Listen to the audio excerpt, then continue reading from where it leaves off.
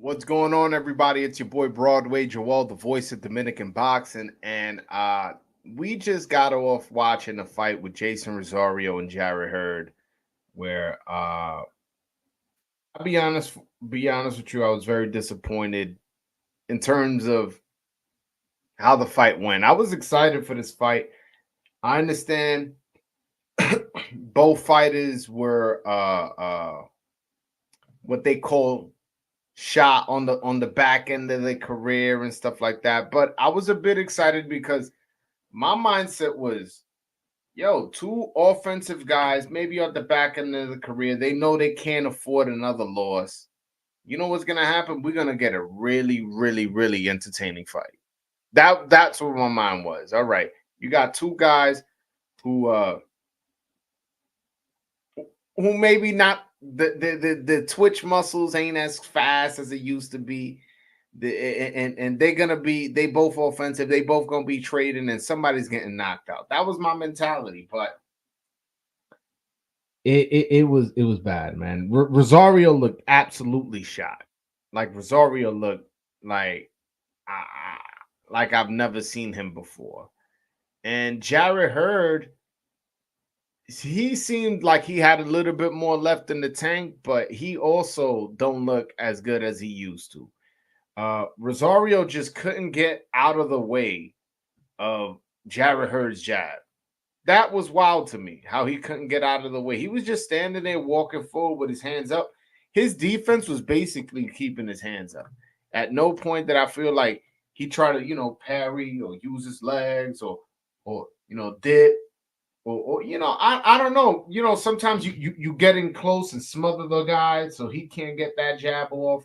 Or there was really not much of that coming from Jeison Rosario. Jeison Rosario was okay with taking jabs to the face the whole fight. And I think that kind of worked to his advantage to some degree, kind of like Muhammad Ali style rope a dope. And although it was a different kind of rope a dope, if you want, I don't think this was on purpose. I'll say that. Uh, he was just taking jabs to the face, and Hurd seemed like, yo, I can't miss. And he kept throwing punches. And around the fifth round, he slowed down. And that's kind of where Jeison Rosario started doing his work. And although, Hurd had his moments, I feel like definitely the back half, Jeison Rosario had the better of it. And but you know, what really I took out of this fight was that when push come to shove, Jeison wanted that fight more than Hurd. Uh, that last round, think about how pivotal that last round was, considering we know that the fight ended in a draw. That last round, Jeison Rosario, exclamation point, won that round clean. And there was a lot of rounds where you kind of like not really much did anything. They both got hit with jabs. Oh, yeah, maybe Jeison landed a couple body shots here. Maybe, Hurd landed a couple right hands to the head. Maybe I gave it to him. Maybe that last round, it was none of that. It was clearly Jeison Rosario. So and again, to mention, if he loses that round, if that's another close swing round, that easily costs him the fight. And I think that's where Bob Santos, uh, uh, uh, Bob Santos, strength and conditioning came in, because at no point did you see Jeison Rosario really running out of gas. Kind of looked good, looked strong. I mean, physically, like he didn't look like he was breathing too heavy and stuff like that. That's what I mean. Not that he looked good. Like, oh man, that was a great performance. But one of the things that worries me is, man, Bob Santos with the communication in the corner. I feel like maybe he should have somebody who speaks Spanish who can maybe talk to him and explain. I feel like a lot of times the instructions weren't very clear, but we know Bob Santos will be a good trainer. He's a friend of the show, friend of Broadway Joel, if we being honest. But yeah, no, I just think that I know he's a great trainer. I just think he needed somebody to translate what he was saying. I think that's what was missing from him in tonight's performance. But hey, man, he had Jeison Rosario, who not many expected to have anything left in the tank, and got him to a draw. And to be honest, just based off what I saw tonight, you would have to say, Hurd had a little bit more left in the tank. The only thing I would say is that Jeison Rosario's stamina was the difference there, and that's what made him win the fight. So I'm looking now. It's been what's that? 9 months since he last fought Jeison Rosario, which was a second round knockout against a guy who's 16-9. And before that, so if you really want his real last fight, because that fight, I'm not gonna, you know what I'm saying? Like, you knock the guy out in 2 rounds, and the guy's 16-9. And so his last real fight was against Brian Mendoza in 2022, in November of 2022. That was the last time he actually fought. And that was August of 2024. So I'm not going to totally dismiss the rust factor, but I don't think it was that. I don't. I really don't want. I wish I could give him that excuse, but I can't. You just a simple, little, to the jab, like that little Perry jab, whoop, or a little dip to the right when you slip, slip that jab. It was nothing. He was just boop, boop, then throw his jab, boop, catch a right hand, and he wasn't letting that right hand go enough. He wasn't throwing enough left hooks. What I do like is that he was attacking. He was touching her body. Even the rounds he was losing, he was making sure he was touching her body with a jab. And even when he was getting his head just absolutely jabbed, the first, I want to say 4 rounds, he was touching him with his jab too, and even gave Hurd a bloody nose. So his power definitely stunned him, definitely got him to feel to wear him down, which is exactly what happened. He did wear down. He did slow down after, I want to say around round 5 is kind of where he started started to get tired here. I'm starting to breathe heavy. I think around round 5, and then if you look at it, Jarret Hurd pretty much won the first, few rounds, and then Jeison Rosario definitely came up at the end, kind of won the last few rounds. And if you tally it all up, I think the draw was a good decision. I'm not too mad at it. I'm also not too mad if you think Jarret Hurd won. I'm definitely not mad at that. I don't see a world where Jeison won. I'll be honest with you. I don't. I could see either Jarret Hurd winning or a draw.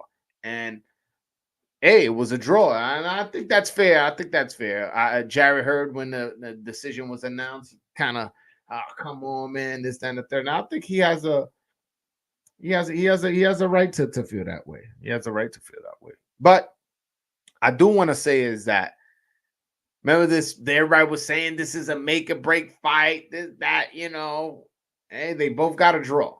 So I guess they both don't have another fight left in them. Not that I want to see them. I don't want to see that fight. I think these guys should just hang them up. But I'm not. Who am I to tell somebody how to make a living? You know what I'm saying? So if you want to box and you want to make money, don't be surprised if Jermall Charlo makes a comeback against one of these two gentlemen. Maybe back to back. Maybe they give him Rosario first and then Hurd second. Don't be surprised about that. Don't be surprised. We have seen guys take 2-3 tune-up fights before they get back in the mix of things. So I wouldn't be surprised if Jeison Rosario is Jermall Charlo's next opponent. Jermall, 160 guy, though, not 154, not the guy who already knocked out Jeison. Talk about his brother. Or don't be surprised if he fights Jarret Hurd next as a tune-up. Both of those guys aren't necessarily, what they used to be. And what's a shame about Jeison is that Jeison is relatively young. He's only 29 years old. So it's not like, oh, Jason's on his way out. He's 37. He already got a bunch of losses. Like, all right, time to pack this guy up. This guy's 29. And he looks like the fight was beat out of him. Like, he just didn't look like, how do I say, like into it. He didn't look like, yeah, this, all right, all right, you caught me with that. Let me do this. Let me do that. He kind of, I don't know, man. I ain't like his performance. I think he should have definitely moved his head more, used that left hook more, let his hands go more, make the fight more on the inside because that's where he was having more success. There was a lot. Maybe use angles too. Use angles. I think he should have used his feet, but that's not necessarily his game. So I'm not gonna knock him too hard on that end. But I definitely feel like he left a lot he left a lot on the table, and I think a lot of it has to do with the lack of talent.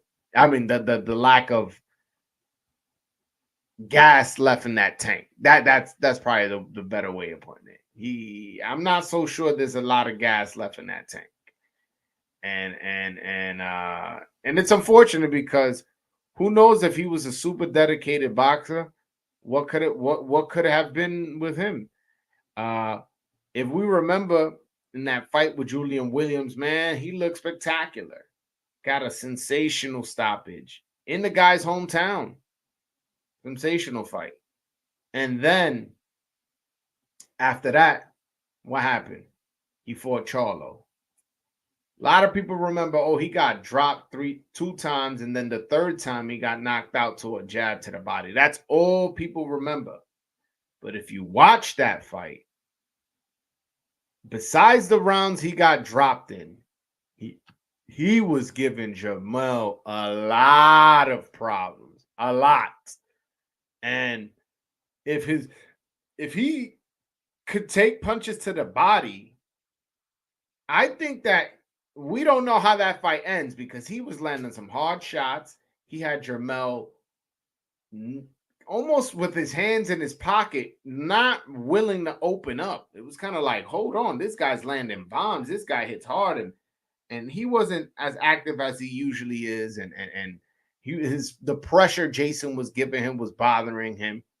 So he was a talented fighter back then. It's just unfortunately his lifestyle is not at the time was not what he needed to be in a championship fight. That lifestyle and being a championship fighter doesn't go well. You can't blow up to 200 pounds to make 154 in your next fight. You just can't do that. Shout out to the Nobody 92 who sends a $2 super chat, and he goes, "What's next for Rosario?" Well, I don't know. I don't know. I mean, I be like I mentioned, I don't want to see him in the ring again. I don't. I'm sorry. I know it sounds messed up, but I just don't want to see him get hurt. That comes from a good place. When I say like, yo, I don't want to see him again. No, I don't want to see him again. He trash and he a bum or I got something personal against him. Nah, man. I like Jeison. Jeison always been respectful to me. He's given me one of my dopest interviews, but I don't want to see him get hurt. I don't want to see him get hurt, and I'm not so sure he's to that. He just can't fight at a championship level. And I'm of the opinion that if you can't fight in the championship level, you shouldn't be fighting. Either you get what I'm saying? Like, what, you just gonna go and be a puncher bag, go get checks, go. I don't think that's the way you want to go out. But again, who am I to tell somebody how to make a living? You know what I'm saying? I can't tell somebody like, yo, This is the only thing you know how to do. Yo, don't box. But this is the only thing you know how to do to make real money. Like, yeah, you could do something else making, $15 an hour. But like I need to make a living. So I'm not too mad at him. I'm not too mad at him if he retires, man. I think he should retire, but don't again, like I mentioned, don't be surprised. PBC comes knocking. Hello? Yeah. Are you interested in a fight for a tune-up for Jamal Charlo? You fought his brother. We could sell it as revenge, You getting your revenge back. And to Jamal, all you gotta sell to him is like, yo, your brother knocked this guy out before. You seen his last fight. Yo, you don't want that as a tune-up? Shake the cobwebs off, get back in the ring, start making some money. Let's make another title run. Let's go. So to answer your question, what's next? It could be retirement, or it could be a Jamal Charlo fight. Who knows? I'm not going to dismiss either of those two options. Other than that, I have no idea. I don't think that performance lended itself to like his promoter or his team, his manager going, yo, let's keep building off this. Let's get a an easy opponent. No, I don't think it's lended. Right now, you're trying to cash out. Hey, man, who's the biggest bidder? What I don't want is him against Carlos Adames. I definitely don't want that. I don't want Jeison getting hurt, man. I really don't want Jeison getting hurt. That would be unfortunate if he pulled in this performance where obviously he's not the same fighter, couldn't let his hands go, wasn't moving his head, and then throw him in against Carlos Adames, who we know is a puncher, who we know goes to the body and switches stances and do all that. You know what I'm saying? And I'm not saying Carlos Adames is the best fighter in the world, but he is strong and he's not a shot fighter. You know what I'm saying? He's someone who is I think a year or two older than Jeison, and is strong and is currently a champion. And I don't think Jeison is in championship level. So I don't know where he goes from here, but the only thing I can think of is a fight with him and Carlos Adames. It's the only thing I think. I mean, not Carlos Adames, Jamal Charlo, excuse me. That's the only thing I can think of. But we'll see. We'll see. I don't know. By the way, everybody, I put the link in the chat, man. Anybody want to touch base with me, man? Click that link. Hop on. Let's talk. You know what I'm saying? We could talk about this fight, talk about Dominican boxing. We could talk about September 27th. And how there's gonna be 3 Dominicans fighting in New York City. Yo. I want to know who's gonna show up, who's gonna buy a ticket. Because a lot of y'all been saying, if y'all bring it to New York, I'm there. I'm bringing my mom. I'm bringing my cousin. I'm bringing my girl. Well, now they doing it, and they doing 3 of them. And I know, it's not, the biggest fights, but yo, it's you got the flavor, 3 different flavors. You got heavyweight guy in Ali Feliz, who's a Dominican American, just like me. Working his career up, building his career. All right, so you see that fight. You got Rohan Polanco facing a veteran. Rohan Polanco may be the best prospect in all of boxing. So you got that kind of flavor, And you got Elvis Rodriguez, who trying to establish himself in the 140 division, fighting Kendo Castaneda, who's a veteran. I'll say, I'm not going to oversell it. He's facing a veteran in Kendo Castaneda. It's enough if it's enough where I can say, yo, Dominicans got to come out to support. The Dominicans got to come out to support. Ah, me están preguntando ahí contra quién va Roan. Roan va contra I forget his name, Marcelino Lopez or something like that. Déjame ver si lo encuentro. It's a guy from Argentina, un tigre de Argentina. Es un veterano. Déjame ver. Yeah, Marcelino Nicolás Lopez. Yeah, the guy's 38. Jeez. All right. Well, hold on one second. Let me put this up for you guys. Es con este que va a pelear Roan Polanco. 37-4 y 1 con 22 knockouts. Un porcentaje de knockout 59.46. So, this is who he's fighting. He's coming off 2 decision losses. Oh, his last fight, he lost to Tariq Zina, somebody who he already beat. Rohan already beat. And then he also fought the Cuban Orestes Velasquez. So, but he seems to be a puncher. Before that, he was knocking dudes out. Not against too much good competition, but yeah.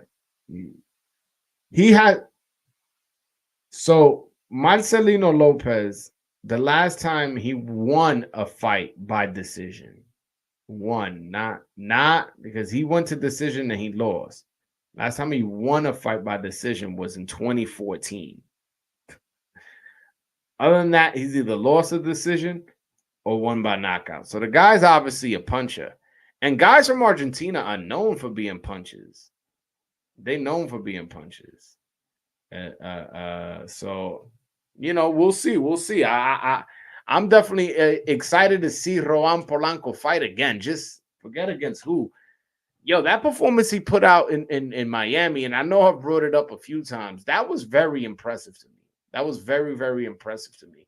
And it's a shame not enough Dominicans saw that fight.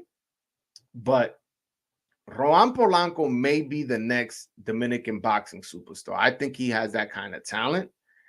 I think he has that kind of dedication. I think he has the right trainer for him. That trainer, Hector Bermudez, shout out to my brother Hector Bermudez, who's spoken about getting him to punch with his knuckles and sit down on his punches and getting out of that amateur style. And then when I talked to Roan, he told me in a private conversation saying, yo, I'm lucky that I'm with that guy. I am lucky that my manager took me to go train with him and not with somebody else, because this guy knows a lot about boxing. So seeing how he's performed, seeing how he's looked, I think he has all the ingredients to be the next Dominican boxing superstar. And I mean that genuinely. The only thing that worries me about him is that weight cut, man. I think that guy should be fighting at 147. I seen him at the weigh-in in his last fight. He came in at 142 and looked just terrible, man. And I understand you're not gonna look the best making weight, and I understand, maybe you cutting hard and you're gonna blow up, but that you can only do that so many times. I don't want to see him at 140. I want to see him at 147. I really do. I really do. Villito Ramirez, when is Edwin coming back? Is he even gonna fight this year? From what I understand, he has a shoulder injury. And as far as is he gonna fight this year, hey man, he got to get that shoulder fixed. You got to get that shoulder fixed. I'm not too sure if it was surgery, if it was rest, or if it was physical therapy that was recommended for him. I have not spoken with him, but yeah, that is a bit worrisome that he hasn't fought since November of last year, and it's probably not going to fight until November of this year. If you ask me to guess. But I wish he was wish he a little bit more active on social media, and so we can know a little bit more about him. what's going on and why is he not fighting just yet. You get what I'm saying? But yeah, man. I listen. I guess nobody wanted to hop on and click that link. This was just a quick live. I wanted to talk about Jeison Rosario. I wanted to, you know, see exactly what he had left in the tank, and it wasn't much. And I felt like it was necessary to have a little Broadway after dark and talk about that. I don't think he looked too good physically, and he just couldn't get off. He couldn't move his head. He didn't really have defense. Wasn't putting combinations together. He wasn't the same. He wasn't the old Jeison Rosario. It just wasn't. It wasn't the same guy we saw. You know, that knocked out Julian Williams. It wasn't him. So now that's unfortunate. That's unfortunate, but hey, that's the game. And like I said, I'm not going to dismiss that long layoff was part of the reason why he looked like that. I'm not totally dismissing it, but I don't think that was the case. I think he's just shot. I think he's just shot. But yo, fellas, man, thank you guys. Again, it was just a quick live. I definitely wanted to chop it up with you guys. Nobody hit the link. So I appreciate you guys. Make sure y'all hit that that like and subscribe button. And I'll let you guys know when I got some interviews cooking, man. I definitely got some stuff in the background that you guys are going to be excited for. But all right, guys, until next time.